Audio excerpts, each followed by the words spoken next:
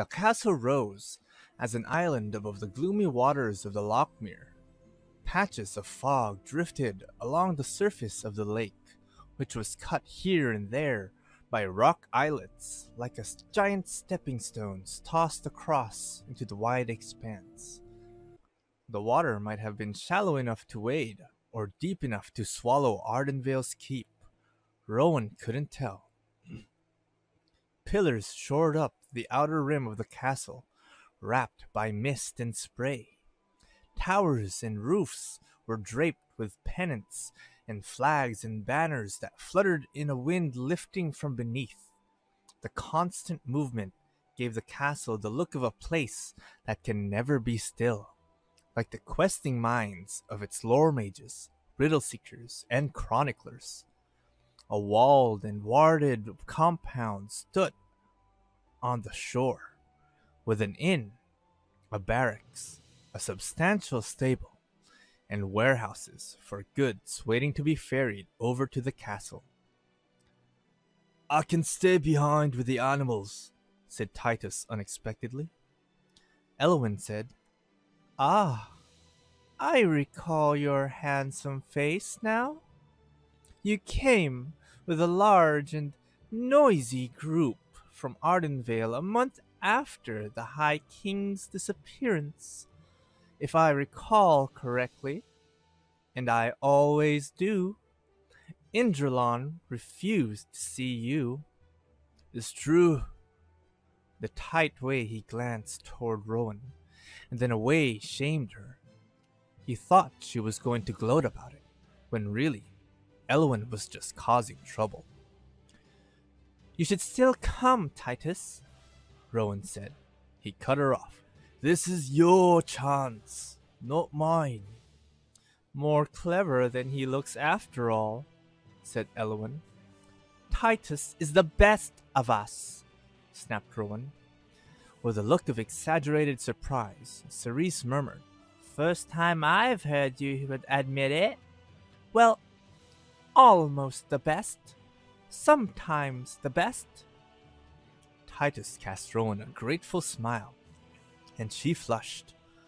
Cato said, "I'll fly over." Elwyn cackled. "I am sure you will fly, rather than risk the water. Your sweetheart will miss you." "I'll give her your respects." Cato hissed out a word too softly for Rowan to make it out. Elwyn pointed at Cerise, Rowan, and Will. "Come along, young ones. No crossing the mere after dark, unless you want your toes nibbled off by nightwalks." "What's a nightwalk?" Will asked. "Do your own research, kid." She led them through a gate and down a cobblestone path to the shoreline. A stone gatehouse blocked the entrance to a wooden pier. The door into the guardhouse was unlocked, and the interior rooms empty. "Don't you have sentries?" Rowan asked. "Don't need 'em," Elwyn said. "It's not easy to invade the castle by water." The lore mage rang a bell affixed to the eaves of the entry porch. A few raindrops struck the surface of the dark water, but otherwise nothing stirred. Not at first. Will nudged Rowan. "Look!" About a spear's cast out from the pier, a ripple spread. Other ripples joined in, overlapping rings, which turned into a wake as something arrowed for the pier. Swimming beneath the water, Elwyn led her 3 charges to the end of the pier, where a barge was tied up. 4 sleek heads popped up out of the water. The Undine stared up at Elwyn and the young people. The merfolk's amber-colored hair was thick as seaweed, swirling around them like an eddy meant to catch and drown hapless swimmers. Their faces were more fascinating than beautiful. Noses so flat they were more like slits, and big, shining eyes like shards of polished obsidian whose gleam promised mysteries answered and magics revealed. "Are you sure this isn't the wilds?" Rowan whispered. Elwyn's smile seemed as dark as the waters, and as cloudy as the sky. This was all the wilds once, child. Ah, Elwyn, said one of the Undines in a throaty, rumbling voice. You bring us a lovely gift. They look so moist and tender. Will stiffened, hand coming to rest on his sword's hilt. The Undines laughed with high-pitched hoots. Very amusing, said Elwyn, who did not look amused. I bring the children of the High King. If you ferry us over, you may see what you can discover, if Indralon agrees to hear them. A risk, not a gift, murmured the second Undine. They will have secrets none other than here, argued a third. Yes, we help them for the chance, agreed the fourth. The merfolk shifted the barge away from the pier and propelled it across the lake toward the castle. It was a remarkably smooth passage, barely rocking. Rowan stood between Will and Cerise at the railing, peering into the depths and trying to see the Undines or indeed anything beneath the surface. The water was opaque, not silty, but impenetrable, as if it devoured light. What happened with Kado and the Undine? She asked Elwyn. The lore mage chortled in that annoying way she had, as if everything that didn't interfere with what she wanted was terribly entertaining. He doesn't like to talk about it, but I think that Undine was a real beauty. Cerise whispered to Rowan. How would you even... As it happens... Elwyn began. Nope! Cerise interrupted her. I don't need to know. Elwyn snorted. You'll never earn knighthood at Vantress if you aren't curious. Sophos and I will be perfectly happy to earn knighthood at Audenvale. If you earn knighthood at all, said Elwyn. If you are worthy. If you survive. Cerise looked at Rowan, turning her head away from the lore mage, and mouthed, I don't like her.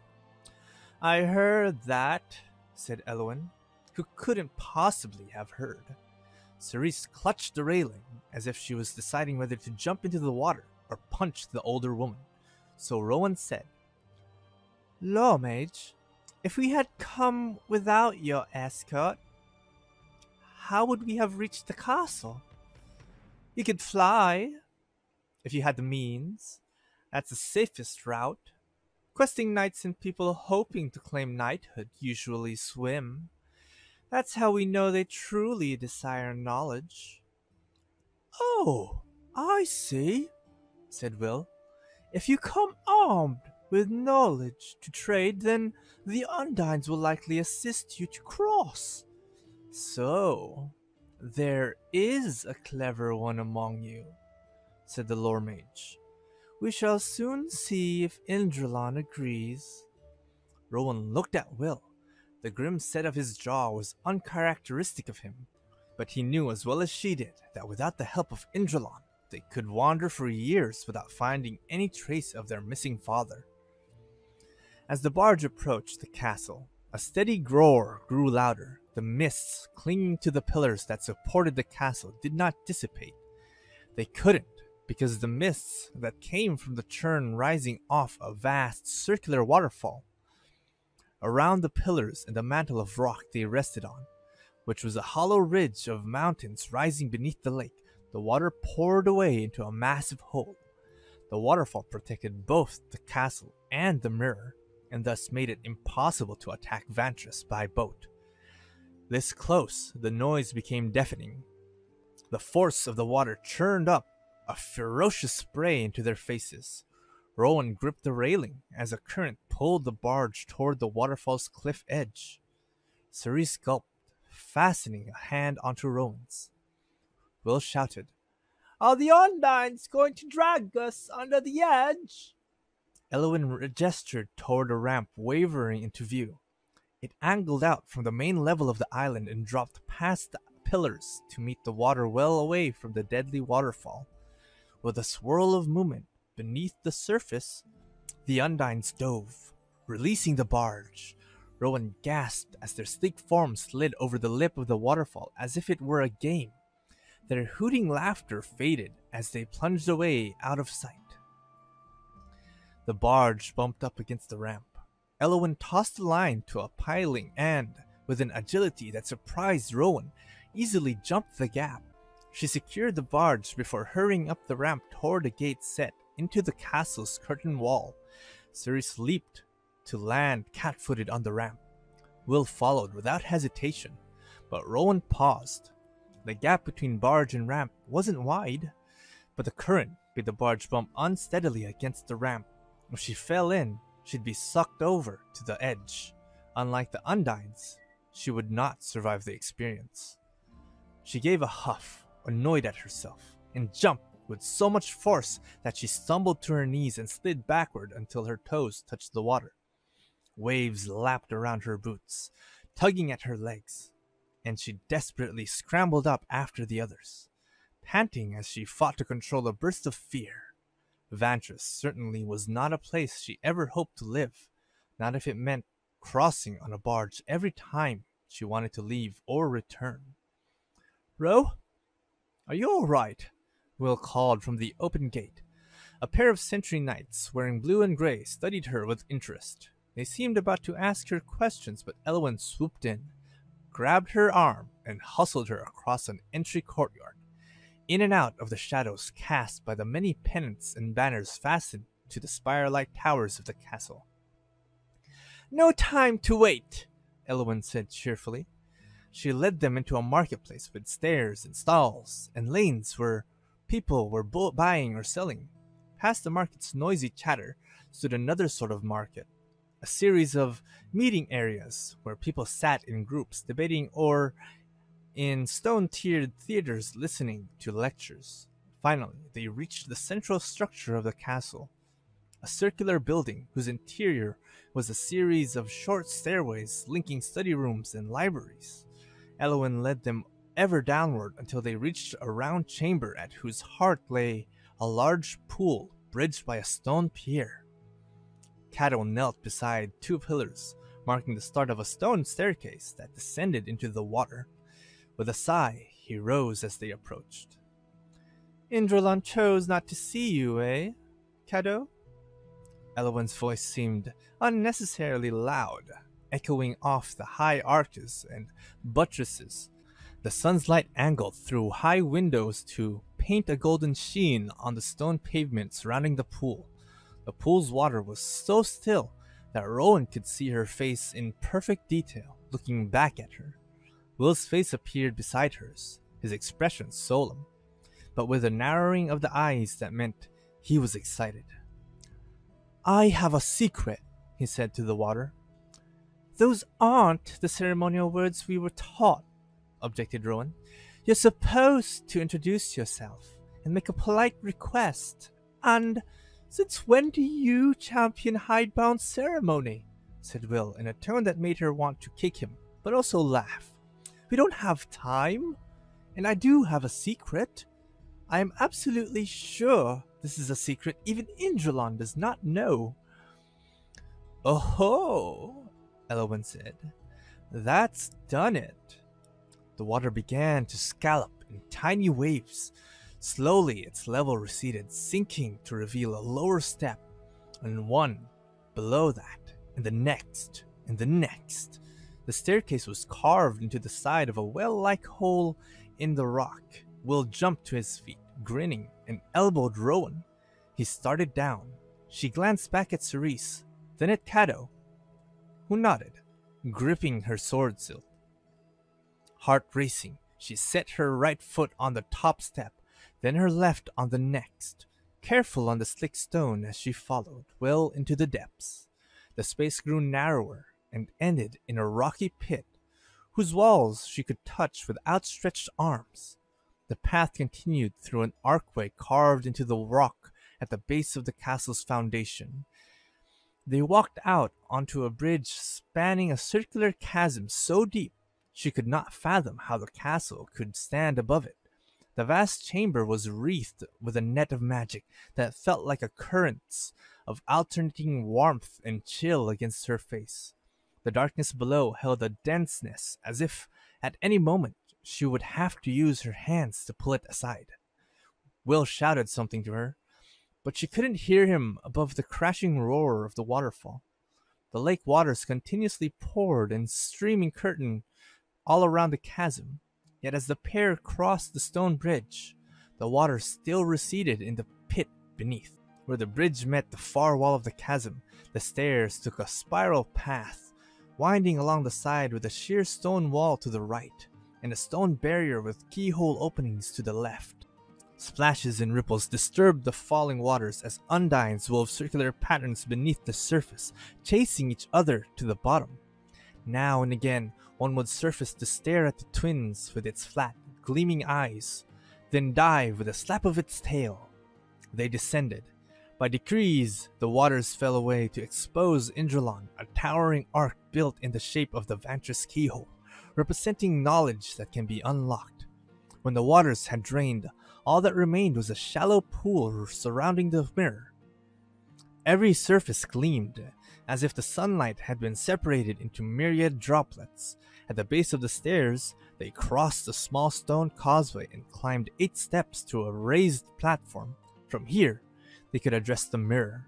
Only now did Rowan realize the noise of waterfall was gone, swallowed by the mirror's magic. It was so quiet she heard the scuff of her boots on stone. She swallowed, suddenly afraid. How could anything in her small little life in Ardenvale be unknown to this ancient power? Will sucked in a breath, making ready to speak. A thrum, that of light and weight and noise, pushed through the space, shoving her back 1 step. Will staggered, and she reached out to steady him. The open space within the keyhole arc shimmered and hardened to become a mirror in which she and Will were reflected, standing atop the platform facing themselves. Indrelon spoke first, not in a voice that resonated in the air, but with a voice that squeezed in her heart. Rowan Kenrith and Will Kenrith, Alginus of Kenrith Town is your sire. Linden of Kenrith Coombe is your mother. You were bred out of a witch's hex and birthed out of a bloody death. But love and loyalty had the raising of you. What secret do you bring me? Rowan sputtered, hands humming with angry power. A witch's hex? What does that mean? Is that your question, Rowan Kenrith? Tell me what I do not know, and I will reward you with an answer. Will pressed the boot onto her foot. We only get 1 chance, Ro. Don't ruin it. Speak, said Indrelon. Will closed the hand around Rowan's wrist, as if he didn't trust her to keep quiet. But when he spoke, his voice sounded calm. It's no secret. The woman who birthed us was murdered in the wilds. Maybe a pack of redcaps killed her, or a wilds hunt chased her down, without mercy. It was midwinter, after all. That's when the hunt is said to ride. Not the hunt again, murmured Rowan. Anyway, there's nothing surprising about a bloody death in the wilds. The mirror must know that. Indrelon's face darkened until Rowan could no longer see herself in its shine.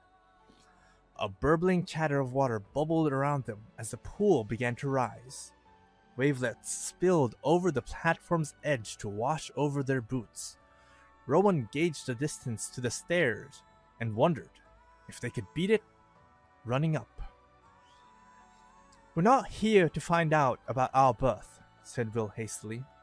"I know something you don't know, Mira. In exchange, I want to know what became of our father, and where he is, so we can find him." The water grew still again. Several undines slid out of the water onto rocky prominences, their seaweed hair draped down around them, rather like the long pennants that hung from the castle's towers. The mirror's silence pressed down with the weight of the castle above them. Will cleared his throat. Rowan saw a flicker of doubt in the way he ducked his chin down and bent his head to one side, considering his next move as he did when he and his friends played games of chess, which he always won. "You can do it," she whispered. He nodded, standing straighter. "Here is my secret." A skin of standing water had been left behind on the platform. He iced it into a sheer surface and fixed his gaze on it as if to mold it to his bidding. His stance and stare reminded her of how he'd found him in the garden on the day of the grand procession, with a hand on either side of a frozen bird bath, marveling at strange and wonderful visions of places she'd never heard of in the lore young people learned in the realm. As she watched in amazement, the ice on the platform became not a drawing slate, but a window through which they saw a glowering moon, stretched and twisted into a grotesquely distorted shape, that eerily transformed into a dragon's skull, as tall as a house, blocking a forest path with its bony jaws gaped wide open. And seen deep down the dark tunnel of its jaws, a figure obscured by shadows crouched on a massive branch. As if hearing a cry, the faceless person scrambled down a rope ladder that descended past branches and more branches until it seemed only this vast tree existed in all the world. And the vision rippled again to gleam with a host of brightly armored knights as they spread shining wings and rose into the teeth of a mighty wind. But the dazzling beauty of the wings faded, sucked away until nothing was left except a spear so black it absorbed all light, all existence. A blast of wind-blown water whipped their faces with icy shards so sharp they had to shield their skin from its painful touch. The pool turned as still as if it had alchemized to solid metal. The air grew heavy, taut with anticipation that was as much threat as hope. Rowan grabbed Will's arm, making ready to run, but the waters did not rise. Instead, the air within the ark sparkled with a pattern of lit threads woven with lightning swiftness in answer to Will's visions. A clearing spun into view. Its tangled backdrop of forest was instantly recognizable as the dense, dangerous landscape of the wilds. At the center of the wide open space rose a mound on which stood a pair of ivory obelisks, carved with sigils too small to make out at a distance. The sun could be seen rising directly between them. Closer by, something large moved in the foliage, about to push past the leaves into the clearing. At the base of the mound, illuminated by the sunlight, stood a magnificent stag. "Find the stag, and you will find your father," said Indrelon. The twins exchanged a baffled glance. The mirror went dark. Wavelets rushed over their boots with a force that tugged at their ankles. The path to the stairs was already awash. The shattering roar of the waterfall echoed around them as the pit began to fill. Rowan and Will splashed across the gap and raced up the long spiral of steps with waves chasing at their heels. Indrelon had spoken, but the mirror's answer left them only with more questions.